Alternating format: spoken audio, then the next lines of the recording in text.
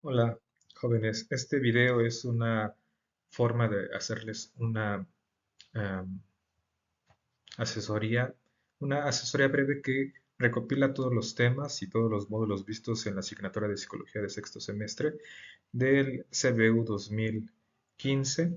Entonces, vamos adelante. Comenzamos con el módulo 1 y antes de ello pues recordarles que si están viendo este video probablemente es para un extraordinario. Les recomiendo que si ustedes están viendo este video, pausen. Van a haber momentos en los que ustedes puedan a lo mejor eh, pausar este video, que va a estar subido en YouTube, para que puedan tomar apuntes, para que puedan tomar algún tipo de eh, pues consideración. Tomen en cuenta que lo que les voy a exponer es una versión resumida y son los conceptos clave que probablemente vendrán en el examen. Pueden venir con otras palabras, pero son los conceptos que van a venir en el examen sí o sí porque son todos los temas vistos durante el semestre. Pues en el módulo 1, Psicología como Ciencia, comenzamos con una definición, la definición científica o real de psicología, que es el estudio del comportamiento, que en el caso de los animales es el comportamiento observable y en el caso de los humanos hacemos referencia a los procesos psicológicos, los cuales pueden recibir el nombre de psiquismo o psique, que pueden ser conscientes o inconscientes, que normalmente eso alude a pues todo aquello que sea un comportamiento en el ser humano, interno, externo, observable o no observable. Posteriormente, y para no dejar ahí sin mencionarlo, la definición etimológica de psicología nos dice que la psicología es el estudio del alma, psique es alma, viene del griego psik, que es alma, y logos, que es estudio tratado. Posteriormente, con el tema 1.2, los antecedentes de estudio de la psicología, vimos los siguientes tal como están apareciendo en este momento. Nosotros comenzamos con la revisión con el estructuralismo, el cual comienza con la fundación del primer laboratorio de psicología científica en Leipzig, Alemania, en 1879 por Wilhelm Wundt, que incluso él es el fundador de esta corriente. Cada una de estas corrientes podemos decir que son teorías o escuelas de la psicología, son teorías que le fueron dando cuerpo a la psicología ya como una ciencia, como la psicología científica, que inicia con el momento en el que se funda el Laboratorio de Psicología Científica en Leipzig, Alemania, en 1879 por Wilhelm Wundt. En ese momento se puede decir que nace la psicología moderna como una ciencia.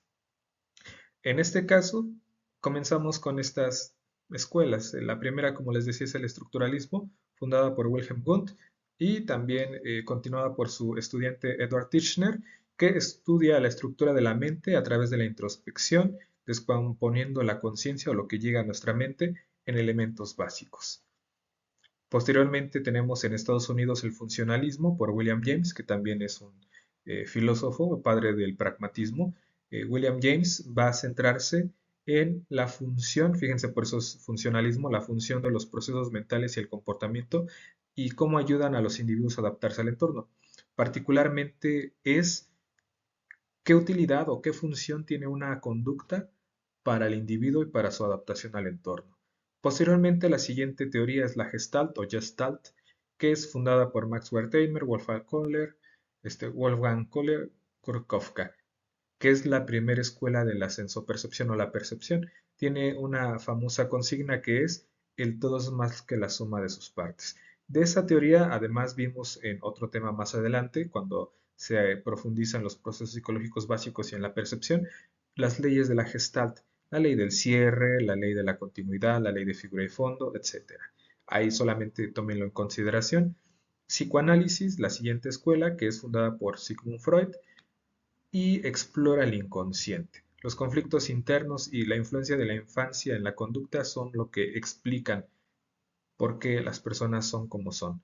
El inconsciente como este lugar en el que se guardan las memorias a las que no se les tiene acceso porque son traumáticas o porque su contenido escapa a la conciencia y que modela nuestro comportamiento, muchas de esas originándose en la infancia. Posteriormente tenemos al conductismo, retomándose tanto John B. Watson, B. F. Skinner, también ahí cabría mencionar a Pavlov, que estudian la conducta observable y medible, dejando de lado los procesos mentales internos como el de Sigmund Freud o el de la Gestalt o el funcionalismo o el estructuralismo. El conductismo se centra mucho en la conducta observable, predecirla, controlarla mediante estímulo-respuesta, reforzadores, contingencias, etc. Posteriormente, la última escuela es el humanismo, que es la más actual, con Carl Rogers, Abraham Maslow, que enfatiza el potencial humano, que busca la autorrealización y la experiencia subjetiva sobre cómo experimentamos buscando la felicidad, eh, la caridad, la compasión, estos valores que escapan a las otras escuelas. Esa es una breve historia de la psicología. Posteriormente vimos el tema 1.3, que son los objetivos, los cuales son cuatro, tal como aparecen aquí: describir, explicar, predecir y controlar. Tal cual, los psicólogos, cuando estamos frente a una conducta, podemos en una primera instancia describirla. Describimos una conducta como sería, por ejemplo, una persona que está caminando. Explicamos por qué la persona está caminando. Pues porque trata de llegar a algún lugar, por ejemplo, un estudiante que está caminando en dirección a la escuela. Estamos describiendo, explicamos por qué lo hace, porque tiene que llegar a las 7 de la mañana. Predecimos si él llega a las 7 de la mañana, pues no tendrá ninguna complicación si logra llegar antes, y si llega después, pues va a tener alguna consecuencia. Y controlar, por ejemplo, si él llegara a desvelarse, pues controlar el tiempo en el que se prepara para llegar a la escuela es una forma en la que se puede modificar la conducta. Estos son los cuatro objetivos de la psicología: describir, explicar, predecir y controlar el comportamiento. Posteriormente vimos las áreas de aplicación de la psicología, las cuales podemos identificar muy brevemente: la psicología educativa, centrándose en el aprendizaje, los estudiantes, los padres, los docentes, evaluando y orientando el rendimiento académico. Posteriormente, la psicología clínica, que diagnostica y trata problemas emocionales de conducta y que no usa fármacos, a diferencia de la psiquiatría. La psicología social, que estudia los grupos, estereotipos y cultura que influyen en el comportamiento humano. La psicología de la personalidad, que analiza la genética y el entorno, cómo modelan el comportamiento y ser de cada persona para predecir y controlar. También la psicología cultural, que examina cómo la cultura influye en el ser humano, en la parte de su comportamiento. La psicología de género, que investiga las diferencias entre hombres y mujeres o tercer género, etcétera, lo referente a la sexualidad, a la parte del género. Posteriormente, ciberpsicología, que estudia el comportamiento del ser humano en relación a la tecnología y cómo se ve modificado su comportamiento. La psicología organizacional, que se dirige a la cuestión laboral, selección de personal, capacitación en las empresas. Psicología del deporte, para potenciar el rendimiento mediante trabajo psicológico y emocional. Y por último, psicología forense, que busca los significados, causas y lo referente a la conducta delictiva, colaborando en contextos legales. Eh, Esas son las áreas de aplicación de la psicología. Posteriormente vimos el tema 1.5, que son las bases biológicas de la conducta, comenzando con una definición muy importante. La célula principal del sistema nervioso central, al menos en el ser humano, a la que le podemos dar una gran relevancia, es la neurona, porque es la base donde podemos decir que biológicamente la célula, cuyo origen potencia la conducta humana. Es el comienzo donde se origina la conducta humana. ¿Cómo se le llama la comunicación entre las neuronas? La sinapsis, la cual puede ser tanto química, segregando neurotransmisores, o eléctrica, mediante impulsos eléctricos. Posteriormente vimos algunas partes o áreas del cerebro, como es el tronco cerebral, que es el centro para el soporte de la vida, controla las funciones vitales, sueño, despertar y respiración. Es la que se encuentra uniendo la columna vertebral con el sistema nervioso central. Es el tallo que une tanto la médula con el cerebro. Después tenemos el cerebelo, que es la parte de atrás, que coordina el equilibrio, la postura y los movimientos. El sistema límbico, que regula emociones, la parte hormonal y memoria. La amígdala, que es una parte del sistema límbico implicado en el miedo y la agresividad. El hipocampo, que participa en la formación y recuperación de recuerdos. El tálamo, que es un relevo sensorial o una antena que comunica información hacia la corteza cerebral. Y por último, la corteza cerebral, que es el área implicada en el proceso de la información y ahí se producen los pensamientos. Por último, vimos en el módulo 1 el tema 1.6, procesos psicológicos básicos, y tenemos estos. La percepción, como les decía, retomando la escuela de la Gestalt o Gestalt, eh, es tal cual la experiencia, la organización de nuestros sentidos, cómo captan esa información y la transforman en información, representándola mentalmente o conscientemente. Hay un proceso que es el proceso sensoperceptivo, sensación, bueno, es estímulo, sensación, percepción, atención, que es el proceso por el cual nuestros órganos sensoriales, llámese vista, tacto, olfato y cualquier otro sentido, capta la información del entorno a través de la estimulación de los órganos sensitivos. Esa información se procesa en el cerebro, se organiza y esa interpretación, esa organización de esa información es lo que conocemos como percepción. El siguiente proceso psicológico básico que vimos fue la motivación, que es aquello que nos impulsa. Una motivación es la fuerza interna que nos motiva, valga la redundancia, que nos impulsa a llevar a cabo un comportamiento. La emoción, una reacción psicofisiológica, es interesante, ¿no? La emoción es una reacción fisiológica del cuerpo hacia el entorno que puede estar estimulada tanto por elementos externos, estímulos externos como estímulos internos, llamado pensamiento, que generan una reacción en el cuerpo, llámese enojo, ira, tristeza, alegría. Posteriormente, el aprendizaje, que es la adquisición de conocimientos, habilidades y conductas a través de la observación, la experiencia o la instrucción. La memoria, que recuerden que hay que separarlo del aprendizaje porque la memoria es una capacidad de codificar, almacenar y recuperar información, de recordar. Eso es lo que lo diferencia. El aprendizaje es adquirir el conocimiento, pero la memoria es una parte específica como la capacidad de poder recuperar esa información de manera consciente y voluntaria. Posteriormente tenemos el pensamiento, que es esta capacidad de generar representaciones mentales que nos permite analizar, razonar y planificar acciones. Y por último, el lenguaje, que es el sistema simbólico por el cual muchas veces se da el pensamiento y que usamos para comunicarnos, expresarnos y construir conocimiento. Ahí se acaba el módulo 1 y posteriormente pasamos al módulo 2. El módulo 2 que es psicología, bueno, desarrollo del ser humano. Ahí pasamos también con este tema, el tema 2.1, desarrollo del ser humano, y vimos algunos conceptos básicos como desarrollo humano. El desarrollo humano es una disciplina que estudia las dimensiones del cambio biológico, cognitivo, emocional y social que ocurren a lo largo de la vida en el ser humano. Posteriormente también tenemos el concepto de maduración, que es este proceso continuo en el que se van desarrollando funciones eh, físicas y psicológicas que no se detiene en la infancia, sino se extiende hasta la muerte. Recuerden, la maduración se acaba con la muerte y va haciendo esta progresión de cambios a lo largo de la vida. Posteriormente tenemos las etapas del desarrollo, que es un concepto que nos ayuda a establecer que existen momentos que pueden ser conocidas como etapas que definen pues aspectos específicos, como la infancia, la adolescencia, la adultez, son momentos que definen características específicas según un rubro de edad.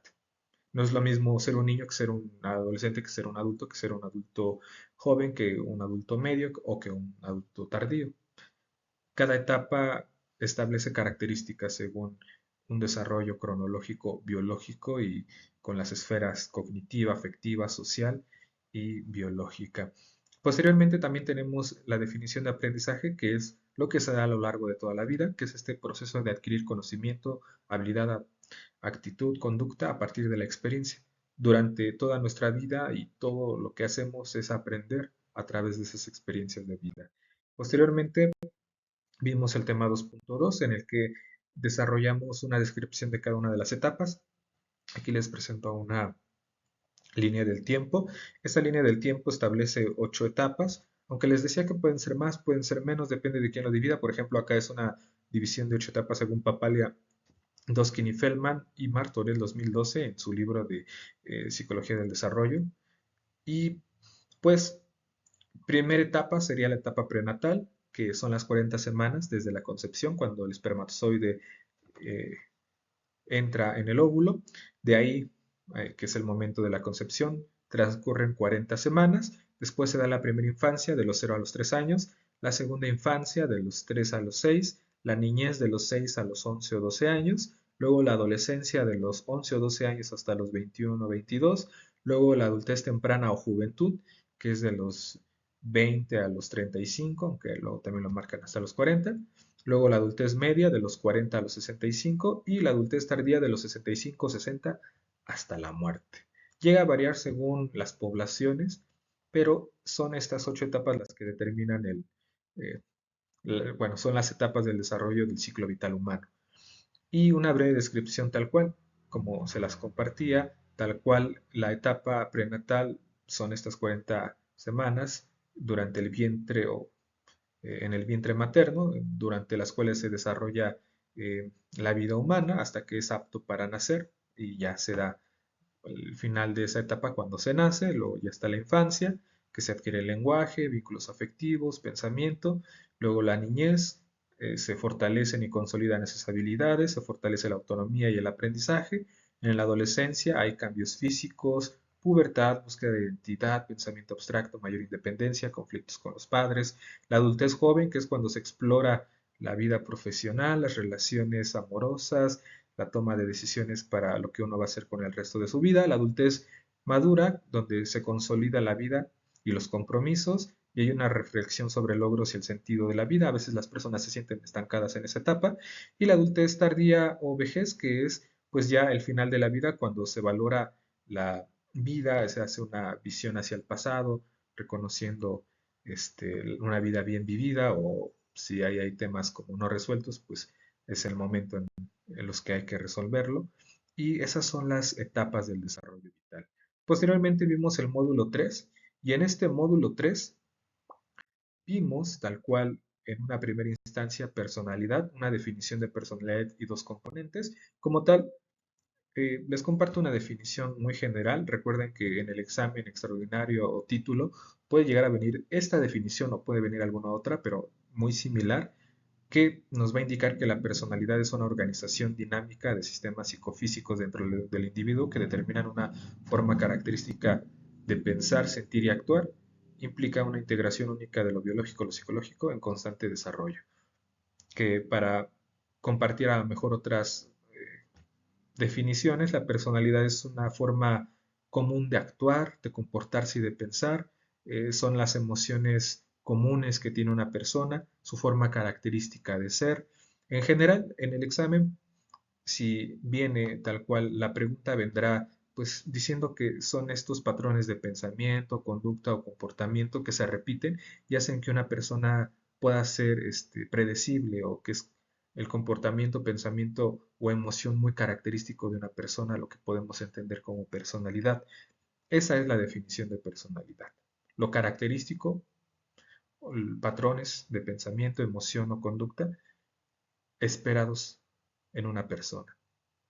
Posteriormente, también en clase les compartía, la personalidad la podríamos dividir en dos grandes aspectos: el temperamento, que es la carga biológica, hereditaria, hormonal que heredamos de nuestros padres, que no se puede cambiar porque es algo genético y que determina, por ejemplo, nuestras emociones con las que normalmente estamos predispuestos a reaccionar a las situaciones.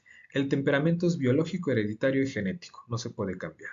Posteriormente tenemos el carácter. El carácter es esta dimensión de todo lo que aprendimos. Una persona puede ser amable si sus padres o el contexto le enseñaron a preguntar a lo mejor primero antes de tomar algo, si llega y saluda, o si pregunta antes de hacer cualquier otra cosa, consultando lo que piensan los demás.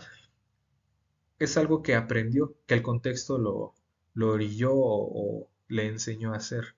Ese es el carácter, todo lo que aprendemos. A diferencia del temperamento, el temperamento no se aprende porque es algo heredado genéticamente y es nuestra forma de reaccionar, independientemente de, pues, lo aprendido. El conjunto de ambos, temperamento y carácter, conforman a la personalidad. Posteriormente vimos las teorías de la personalidad desde cuatro enfoques: el conductista, el psicoanalítico, el humanista y el cognoscitivo. La primer fuerza, que es el nombre que recibe el psicoanálisis, la primer fuerza es esta teoría que estudia el inconsciente, los conflictos internos y se basa en la dinámica entre el yo, ello y superyo. Para el psicoanálisis, el inconsciente tiene un papel muy importante. Recuerden, dentro de esta teoría hablamos de otros aspectos como los mecanismos de defensa, la proyección, la introyección, la sublimación, la negación, la formación reactiva. También hablamos de las etapas del desarrollo psicosexual según Freud, que para él el ser humano comienza y desarrolla su personalidad a través de etapas que particularmente se enfocan en el desarrollo de la sexualidad infantil y luego la sexualidad adulta.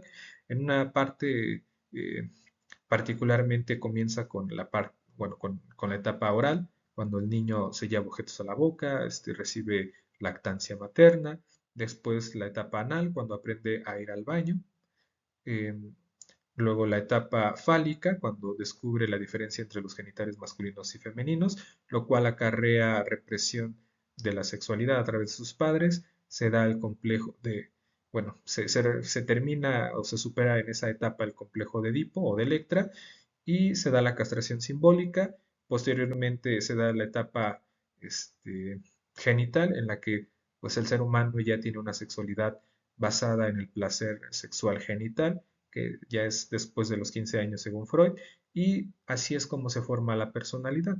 Recuerden, la personalidad según Freud está compuesta en ese iceberg por el yo, ello y superyo. El ello son los deseos instintivos, lo reprimido, lo animal, lo salvaje, que constantemente quiere salir.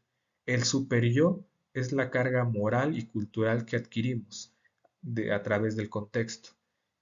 Y el yo es aquella parte consciente que elige o que puede deliberar. Incluso algunos podrían definirla como la autodefinición que tenemos y a partir de la cual constantemente estamos eligiendo entre el yo y el superyo. Para Freud, una neurosis es un conflicto entre el ello y el superyo que tiene que mediar el yo. Ahí tenemos la primera teoría de la personalidad. Después, la segunda fuerza es el conductismo, la cual es llevada a cabo por Pavlov, Watson y Skinner, que son estos grandes eh, autores que normalmente se encausa su teoría desde 1913 hasta 1950, que es como el gran auge. Pavlov plantea el condicionamiento clásico en el que se habla de cómo los organismos responden a estímulos de manera involuntaria. Está el famoso experimento de los perros de Pavlov, en los que los perros babeaban al escuchar una campana porque siempre que les servían de comer carne molida, el asistente tocaba la campana. Entonces un día Pavlov, por alguna situación, escucha que están tocando la campana y empieza a darse cuenta que los perros salivan. Y dice, pero ¿por qué salivan si no hay carne? Y Pavlov se da cuenta que los organismos, en este proceso de adaptación al entorno, tienden a responder de manera condicionada, es decir, nuestros cuerpos o tal cual los organismos aprenden a, o tal cual incluso involuntariamente, a responder al contexto. Posteriormente, en Estados Unidos, en la Universidad de Harvard, Watson y Skinner retoman varias ideas, tanto de Pavlov como de algunos otros autores, y Watson funda lo que es el conductismo radical. El conductismo radical plantea mucho de lo que ya se considera como la actualidad del conductismo. Plantea eh, que principalmente lo que tiene que ser estudiado en la psicología es lo observable. Skinner va a retomar también el conocimiento de los autores anteriores y va a fundar el neoconductismo, como también se le llega a conocer, el neoconductismo-conductismo, y Skinner ya incorpora todo el conocimiento previo y hace una disciplina bastante fuerte en los laboratorios de Harvard. Y es, les decía, una de las teorías con mayor evidencia científica y mayor éxito en la modificación del comportamiento, tanto en animales como en seres humanos, que es una crítica que se le llega a hacer. Se dice que muchas veces el conductismo no puede ser una teoría adecuada para el ser humano porque se basa en experimentos en ratones, caballos, gatos o perros, pero exactamente les compartía, esa crítica en realidad es una fortaleza, porque si un mismo comportamiento puede ser controlado eh, o que aparezca o desaparezca en un organismo y tal cual puede aparecer en un ratón, en un perro, en un gato, en un caballo, en un ser humano, en un chimpancé, en un simio, entonces hablamos de que es una ley de la conducta. Hablamos de que es algo que, pues tal cual, aparece en todos los organismos. Esa es la fortaleza y crítica que le hacen al conductismo. Posteriormente, la tercera fuerza del humanismo, como una reacción al psicoanálisis y al conductismo, busca destacar estos aspectos abandonados por las otras teorías como son la libertad, la autorrealización, la felicidad, la compasión, el amor. La gran búsqueda del humanismo es la autorrealización, basándose en la experiencia subjetiva para el desarrollo del potencial humano, y también va a basarse mucho en la idea de que nosotros somos arquitectos de nuestro propio destino, que nosotros podemos definir nuestro propio camino. Posteriormente viene la cuarta fuerza, el cognitivismo, que es la teoría más nueva, que se basa en algunos autores como Piaget, Neisser, Brunner, que ahí a lo mejor cabría mencionarles los que vimos en clase, tal cual Albert Bandura, Albert Ellis, Aaron Beck. Esta teoría se basa en el pensamiento, incluso la palabra cognitivo hace referencia a exactamente la palabra en latín de pensar, que es cogito o cognito, ¿no? Que tal cual la misma teoría lo indica. El gran foco es sobre la gestión o el manejo de los pensamientos. Para la cuarta fuerza, el cognitivismo, la personalidad se basa en la construcción de una identidad, de un autoconcepto, de creencias y pensamientos que parten sí de la experiencia de la vida, pero nuestro comportamiento se origina en cómo interpretamos el mundo y cómo elegimos actuar sobre el mundo, principalmente haciendo mucho énfasis en que lo que ocasiona el comportamiento son los pensamientos. Bueno, ese fue el aspecto de las cuatro fuerzas, y posteriormente vimos el tema 3.3, higiene y salud mental. En este tema vimos tanto una definición de trastorno de personalidad para el DSM-4, que les decía, en la actualidad ya estamos en el DSM-5. Se retoma todavía esta definición de trastorno de personalidad. ¿Qué es un trastorno de personalidad? Es cuando una persona tiene un patrón persistente e inflexible de pensamiento, emoción o conducta que se desvía de las normas culturales. Es decir, su comportamiento, pensamiento o emoción no se ajusta a lo esperado culturalmente, lo que le genera malestar a él mismo o a las personas en su entorno. Inicia en la adolescencia, en la adultez temprana, y causa mucho malestar y deterioro funcional significativo en áreas de su vida. Esa es una definición de trastorno de personalidad. Posteriormente abordamos el tema de salud mental, la cual puede ser entendida como un estado de bienestar en el que una persona es capaz de afrontar el estrés, trabajar productivamente y contribuir a su comunidad. Y también vimos higiene mental, cual puede definirse como conjunto de hábitos y prácticas que promueven un equilibrio emocional, previene trastornos psicológicos, se define en aspectos como el autocuidado, la gestión del estrés y el fortalecimiento de vínculos sociales. Eh, en clase normalmente nos vamos un poco más extensos abordando aspectos como características, atribuciones a la salud mental, a la higiene mental. Céntrense ustedes en estas definiciones, y con ello concluimos el módulo 3. Posteriormente abordamos el módulo 4, el cual se llama Bases Sociales del Comportamiento Humano, y que comienza con el tema de psicología social, que se divide aparte en los temas de roles, posición, estructura, grupos, normas y anomia. Aquí les comparto ya el resumen, la parte específica de los conceptos importantes de este tema. Primero, decirles que la psicología social es una rama aplicada, como lo vimos en el tema, si no mal recuerdo, 1.4, ramas de aplicación de la psicología, que pues estudia los pensamientos y emociones y comportamientos de las personas tal como están influidos por otras personas. La psicología social es el estudio de cómo el comportamiento cambia o se ve influido por otras personas.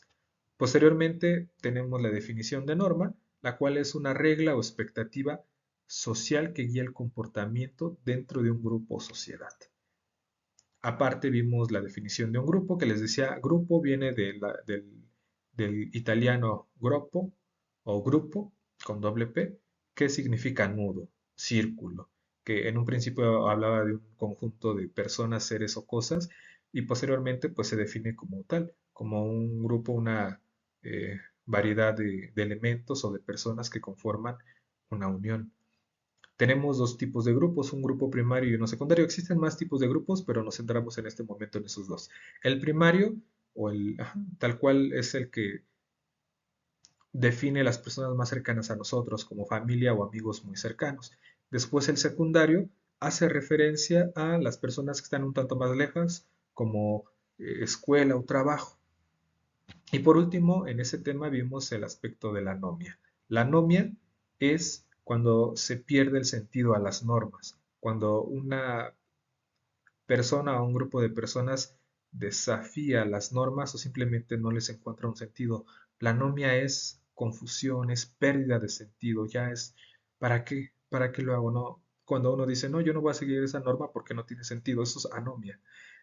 Y les compartía que, y en conjunto, por ejemplo, con la asignatura de sociología, que la anomia, pues, es un aspecto que habla del deterioro de la sociedad cuando las personas no le encuentran un sentido a seguir las reglas.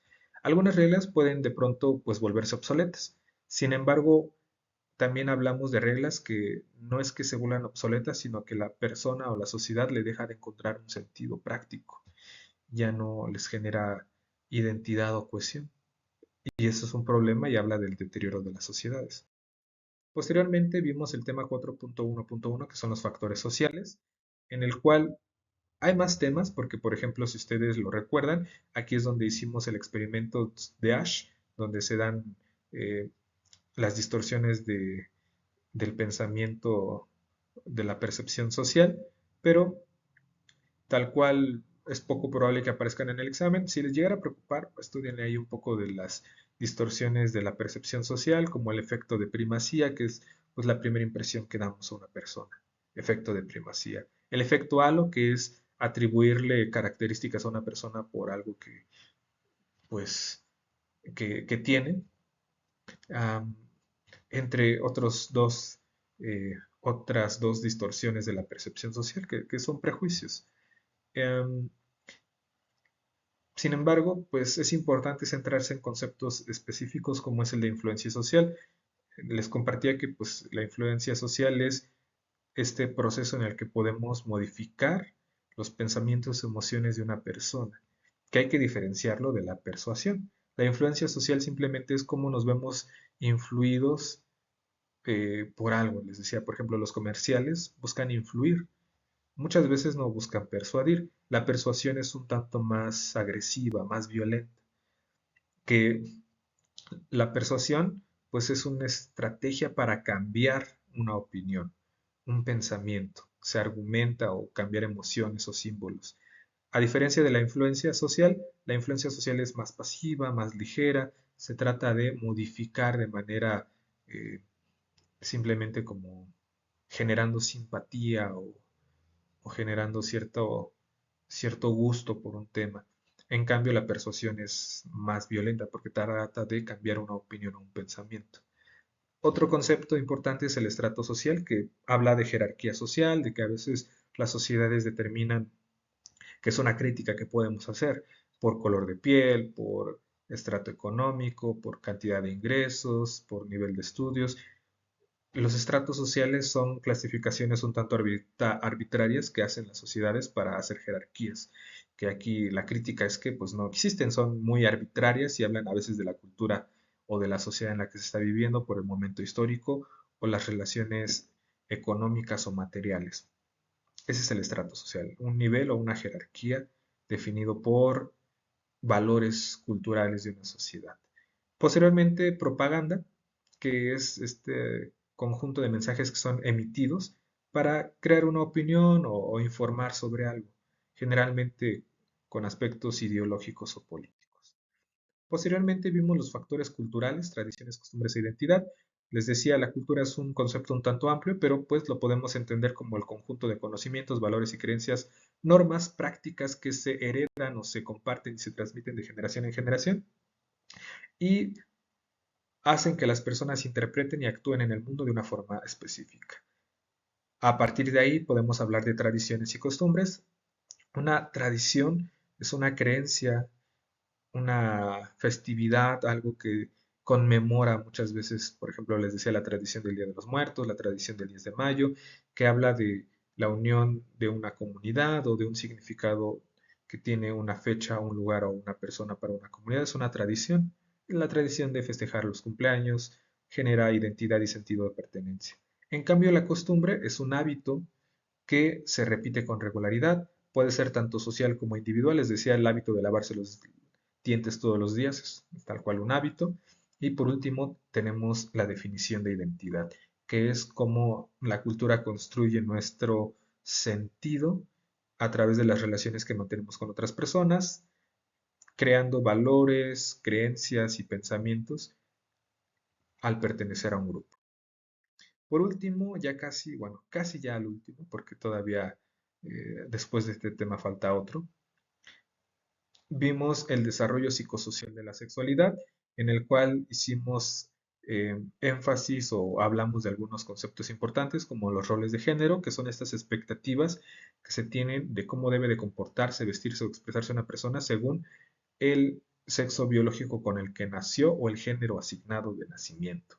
Es decir, les decía, el género es tanto masculino o femenino. El género masculino es lo que culturalmente se asocia cuando un niño nace con genitales de hombre. Si un, por ejemplo, pene o vagina, si un ser humano nace con vagina, pues va a recibir el género femenino. Si nace con un pene, se le va a otorgar un sexo biológico de hombre y un género masculino.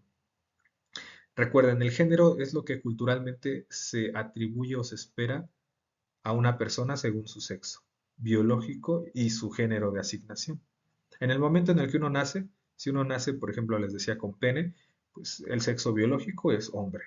Y en ese mismo momento se le hace una asignación de género, género masculino.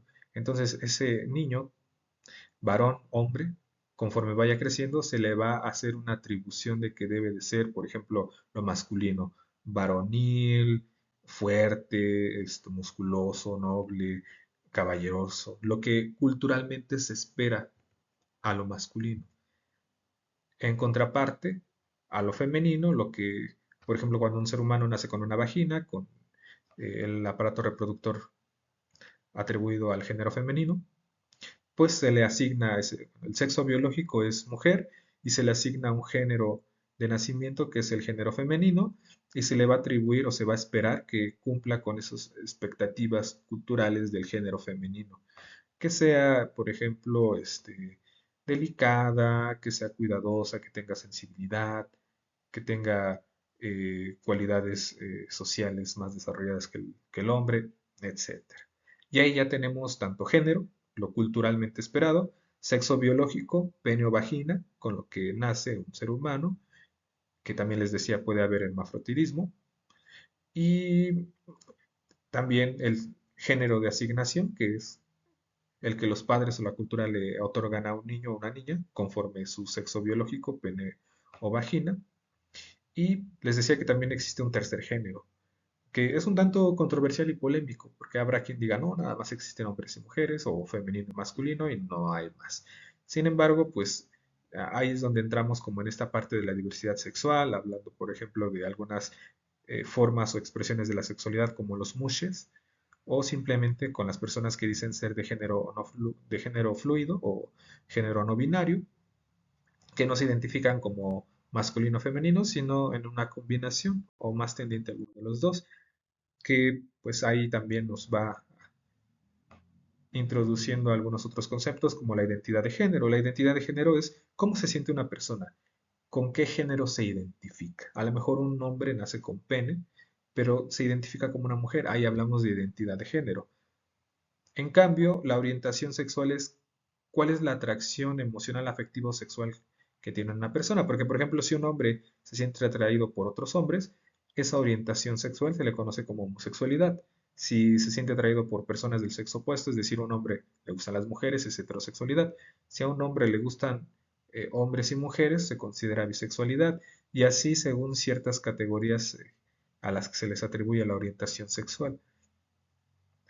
Aparte, hay otras expresiones de la sexualidad humana, como la experiencia transgénero, que es una persona que no se identifica con su género de nacimiento y decide vestirse o adquirir la identidad de género del sexo opuesto pero el transgénero solamente se identifica y se viste y actúa como el otro género. A diferencia del transexual que ya hizo la transición hormonal y quirúrgica, ya se hizo una operación de reasignación de sexo, así como la terapia hormonal, reasignando su sexo biológico. Esa es la diferencia entre un transgénero y un transexual. Y el transvestismo es la expresión de usar ropa del sexo opuesto, que no necesariamente tiene que ver con una experiencia homosexual.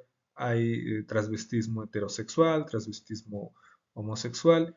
También les decía que dentro del transvestismo está el fenómeno drag o la experiencia drag para no estigmatizar, porque hablar de fenómeno, que también podemos decir el fenómeno humano, para no demeritar la experiencia, pero para evitar esa estigmatización, la experiencia drag. Al hablar de la experiencia drag, hablamos de personas que son formas muy específicas de la experiencia eh, del transvestismo. La drag queen es una persona que viste haciendo mucho énfasis de una manera bastante marcada de los atributos femeninos o lo culturalmente esperado femenino, pero con elementos sui generis, combinando también aspectos masculinos, pero es una cuestión muy, muy visual, muy llena de elementos. Ahí si tienen duda pueden buscar en internet eh, drag, ¿no? Drag queen. Y posteriormente, avanzando ya al penúltimo tema, este es el penúltimo tema, vimos vinculación afectiva, del cual podemos tomar dos grandes conceptos. La violencia en el noviazgo, que son conductas de control, agresión y manipulación en una relación afectiva, que les decía que no es tanto dañar, sino controlar, someter o eh, poseer al otro. Ese es el principal rasgo de la violencia en el noviazgo. Y vimos también el ciclo de la violencia, el cual se divide en tres, que es un patrón repetitivo y cíclico que les decía que cada vez es más peligroso. Comienza con la fase de tensión en el que se acumula, hay peleas, discusiones, está la agresión física, la violencia psicológica, verbal, económica, cualquier forma de agresión. eh, y después viene la reconciliación, que es el agresor decir, no, perdón, ya voy a cambiar, voy a ser diferente. Y es una fase peligrosa porque la persona tiende a reconciliarse y también es parte de esta manipulación en la que las personas entran en ese ciclo y no se dan cuenta que cada vez es peor, cada vez la violencia escala o puede escalar y puede terminar en muerte. Es un aspecto muy peligroso e importante a concientizar para no repetir.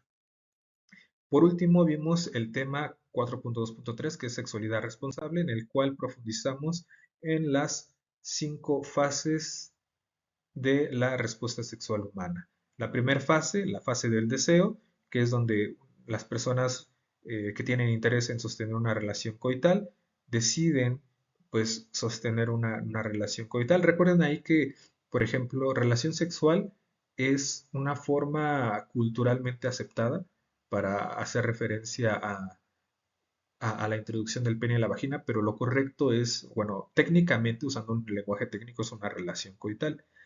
La relación coital, o que es esta fase de respuesta sexual humana, pues comienza con eso, cuando dos personas, de manera consensual, eso es una relación saludable y sana, desean o tienen el deseo de sostener una relación coital, hay interés, impulso sexual, influido por factores psicológicos, hormonales o sociales, desean consumar una relación coital.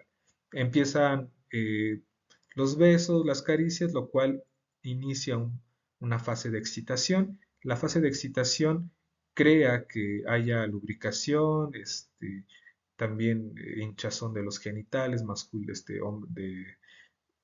hombre o mujer, hombre y mujer, generando la vasoconstricción del pene, que es la erección del pene, también la vasoconstricción de la vagina, de los labios, la dilatación, la lubricación, el líquido preseminal, etc. Se da esa excitación que lleva a la fase de meseta, cuando inicia la relación coital, se introduce el pene y la vagina y se mantiene de manera cíclica esa relación hasta que concluye con el orgasmo. Les decía, el orgasmo masculino se da con la eyaculación. En el caso de la mujer, el orgasmo se considera de manera muy distinta porque son niveles de excitación. Cuando una mujer se mantiene en un nivel de excitación sostenido durante algún tiempo, puede tener multiorgasmos o un orgasmo más duradero que el de un hombre. Un hombre nada más tiene un orgasmo por eyaculación. Esa es una diferencia. Después de que ya se haya dado el orgasmo, se da el proceso de resolución en el que el cuerpo regresa a un estado basal, es decir, a un estado de reposo, que también es un momento refractario, que es la cantidad de tiempo necesaria para poder volver a iniciar otra relación sexual. Esas son las 5 fases de la respuesta sexual humana: deseo, excitación, meseta, orgasmo y resolución. Y por último, y ahí concluyendo, vimos alguna información sobre las enfermedades de transmisión sexual, que son aquellas caracterizadas por virus, hongos, bacterias, que a través del contacto sexual generan enfermedades, infecciones, alteraciones y que pueden hacer que una persona sea portadora de un padecimiento incurable o en otros casos curable. Y les mencionaba en clase algunas de las más conocidas, como el VIH-Sida, que les decía, el VIH es el virus de inmunodeficiencia humana, que es muy diferente al SIDA, que es el síndrome de inmunodeficiencia adquirida. El SIDA ya es un síndrome, ya es la forma en la que el cuerpo llega a enfermar por una infección, una bacteria, un virus, eh, les, este, pues que en otros casos no enfermaría.